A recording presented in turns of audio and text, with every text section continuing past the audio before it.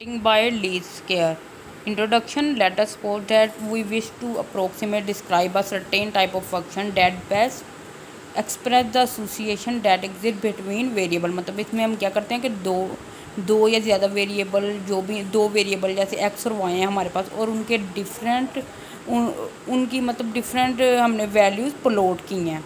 जैसे हैं कि एक्स की और वाई की वैल्यू आ रही है, जैसे हाइट और वेट हो, उसके अकॉर्डिंग हम डॉट लगाते गए हैं, और एक ऐसे और उसमें डिफरेंट कर्व बन रही हैं, और उनमें से हम एक जो बेस्ट इसे डिस्क्राइब कर रही है या आमतौर पे देखते हैं जिसमें से ज़्यादा पॉइंट गुजर रहे हैं, उसको उस लाइन को हम कह देते हैं कि ये क्या है, स्कैटर प्लॉट है। मतलब स्कैटर प्लॉट करते हैं और उसे कहते हैं ये बेस्ट फिटेड लाइन है।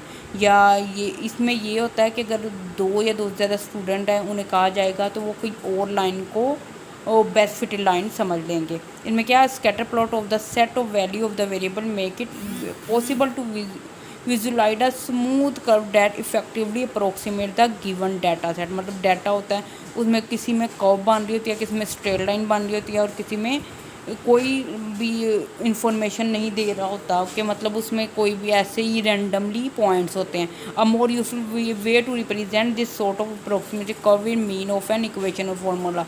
या तो ऐसे होता है कि स्कैटर प्लॉट के साथ इसे हम शो कर लेते हैं कर्व के साथ, लेकिन उसे आगे एक्सप्लेन करने के लिए हमें या इक्वेशन और फार्मूला चाहिए होता है जो इसे अच्छी तरह से एक्सप्लेन करे, और उसमें डिफरेंट कर्व मतलब लीनियर हो, सेकंड पर डिग्री पैराबोला हो, उसके लिए कौन से कर्व होते हैं वो आगे आएगा। देन इसमें क्या in relevant to point out the relationship between variable में बी फंक्शनल और रिग्रेशनल। अब functional relationship, a variable y has the true value corresponding to each possible value of another variable x। मतलब इसमें क्या होता है कि y की वैल्यू होती है corresponding to each variable of x। मतलब x की वैल्यू जैसे जैसे चेंज होगी y की वैल्यू इस तरह से चेंज होती जाएगी।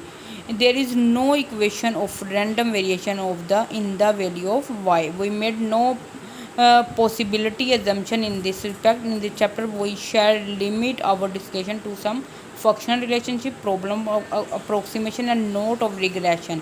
इस चैप्टर में हम क्या करेंगे, हम देखेंगे कि किस तरह से रिलेशनशिप फाइंड आउट किया जाता है। इसमें आपको मैंने पहले बता दिया कि डिफरेंट रिलेशनशिप एक्स और वाई का आपस में देखना है, उसमें डिफरेंट डॉट लगाए जाते हैं, उनमें से बेस्ट फिटिंग लाइन लगाई जाती है। और यहाँ पे क्या है, जो इक्वेशन बनाई जाती हैं 1 डिग्री 2 डिग्री अप टू सो जितनी भी डिग्री तक बनाई जाए, और उनके अंदर अगर चेंज आए मतलब एक्स की वैल्यू चेंज हो तो वाई की वैल्यू भी चेंज हो जाती है। और यहाँ पे क्या है, जब लीनियर होगा स्ट्रेट लाइन या लीनियर कर्व होगी तो y equal to a plus b x होगा। जब पैराबोला ऑफ सेकंड डिग्री या क्वाड्रेटिक कर्व होगी then y equal to a plus b x plus c x square होगी। इस तरह जब 3 डिग्री का होगा तो x की वैल्यू क्यूब तक जाएगी। देन क्या है, जब एक्सपोनेंशियल कर्व होगी y equal to a b power x और y equal to a e b x ऐसे आ जाएगा। y इक्वल टू इसमें क्या है कि पावर कर्व में होगा y equal to a x power b, parabola में 1/y equal to a plus b x.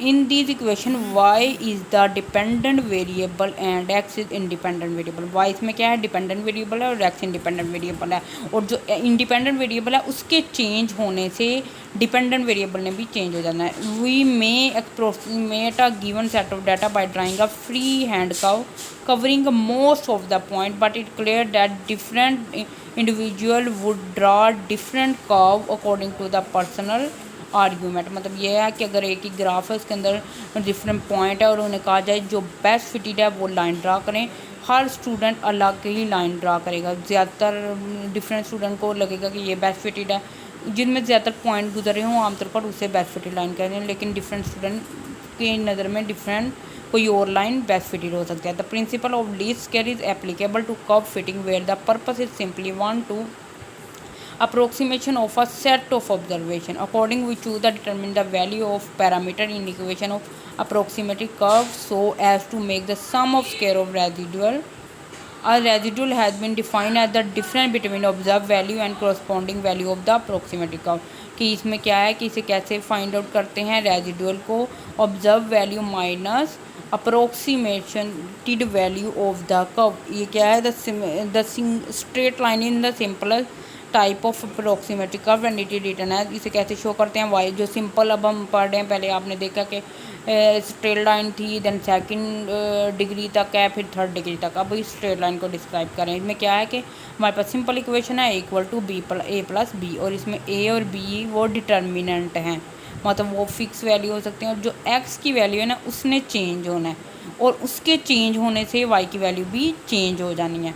Given n pair of observation x i y i equal to 1 2 up to सोन, we wish to fit a straight line, हम एक straight line बनाना चाह रहे हैं, and the value of a and b by the principle of the square which is called minimization of s, the sum of the of square of the difference between actual yi value and corresponding value by a plus bxi is minimized by s equal to 1 into n yi minus a minus bxi square। ये क्या है कि इसमें जो actual value minus observe value करें। अब इसमें क्या करेंगे, ये इक्वेशन बन गई, इसमें क्या हमने किया है कि actual value minus observe value किया और उनका होल स्क्वायर करके समीशन कर लिया।